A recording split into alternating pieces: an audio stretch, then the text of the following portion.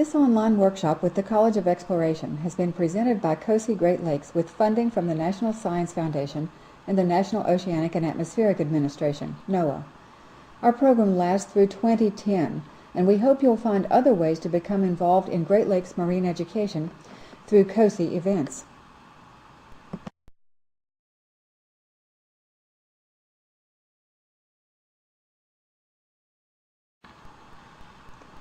COSEE Great Lakes is one of 10 Centers for Ocean Sciences Education Excellence. That's what COSEE stands for. All are supported by the National Science Foundation. Our center serves the largest geographic area of the country and is the only one of the centers that deals specifically with freshwater seas and Native American participants. Most of the centers were funded beginning in 2002. Ours began in 2006 and will continue through calendar year 2010.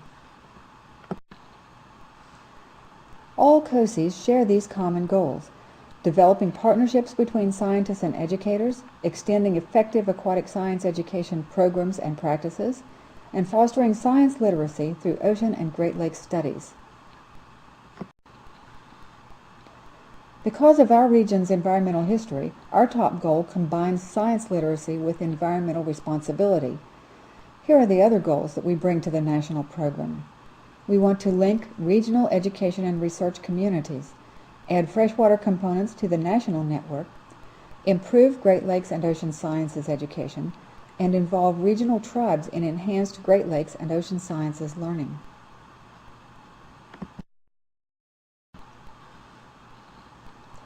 COSEE Great Lakes engages 4 groups of people in activities for Great Lakes learning and science literacy.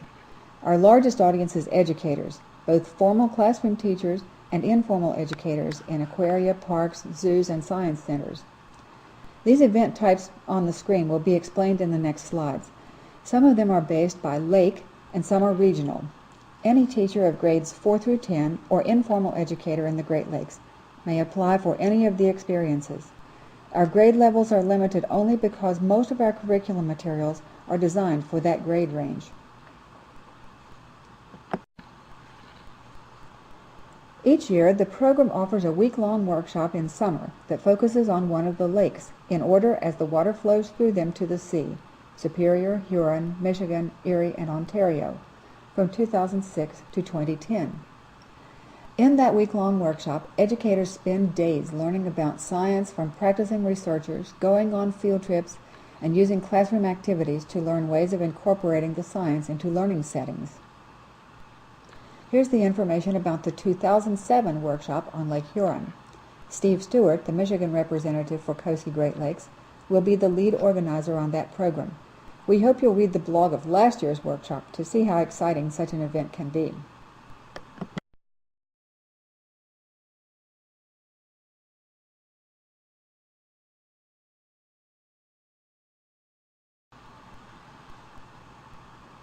We also have 5 shipboard workshops, though there's none in 2007 because we couldn't match the ship's schedule to our Lake Ontario schedule.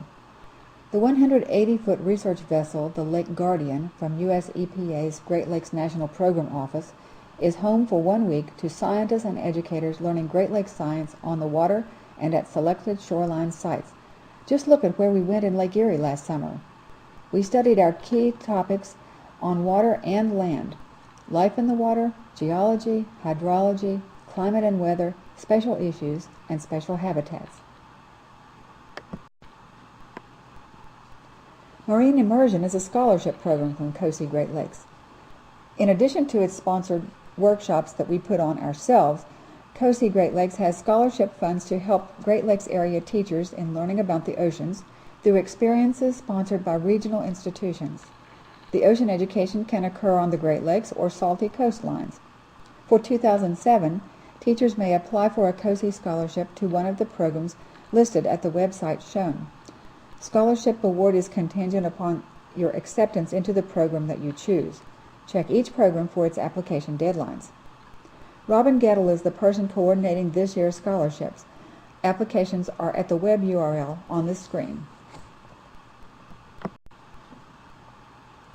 Teachable Moments are our short workshops, for which teachers are supported with travel and stipends.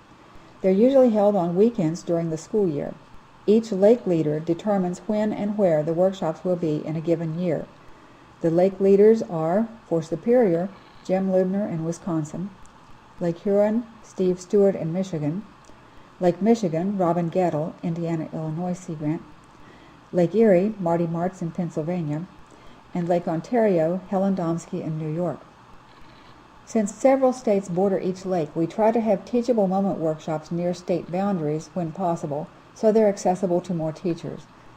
Also, as you know, teachable moments in reality occur on short notice, so be sure you're on your lake leader's mailing list for notices of events that might involve you.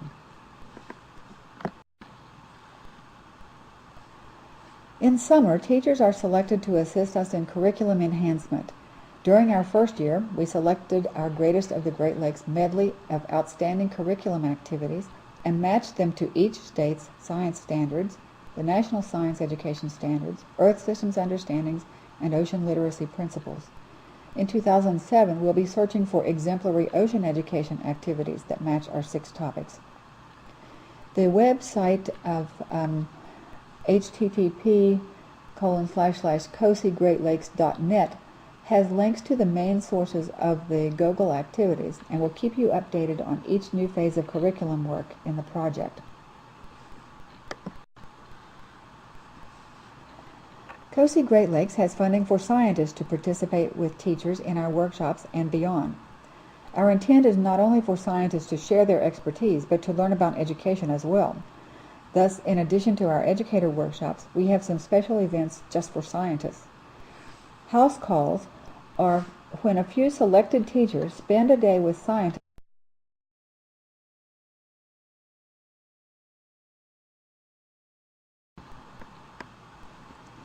The work we do with scientists is called limnolinks in our project. Limnology is the study of lakes, and we're connecting scientists, educators, students, and the public through COSEE Great Lakes activities. The desired outcome is scientists who are alert to how education works, what's in it for them, how they can get involved, and how their work relates to science education standards.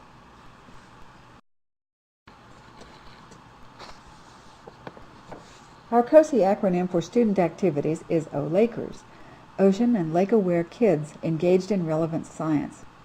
Each state has funds to support programs that put student groups in contact with scientists. For example, the Aquarium of Niagara will bring in 2 tribal schools for programs this winter, supported by COSEE Great Lakes. The funds are normally granted to providers of the science experiences, but in some cases teachers may apply for group support for a program they wish to pursue. State Sea Grant educators determine the allocation of their funds. Again, our grade range is approximately 4 through 10. COSEE partners in the region present student summits for Great Lakes science in alternate summers. We provide support for groups that are unlikely to be able to participate without assistance.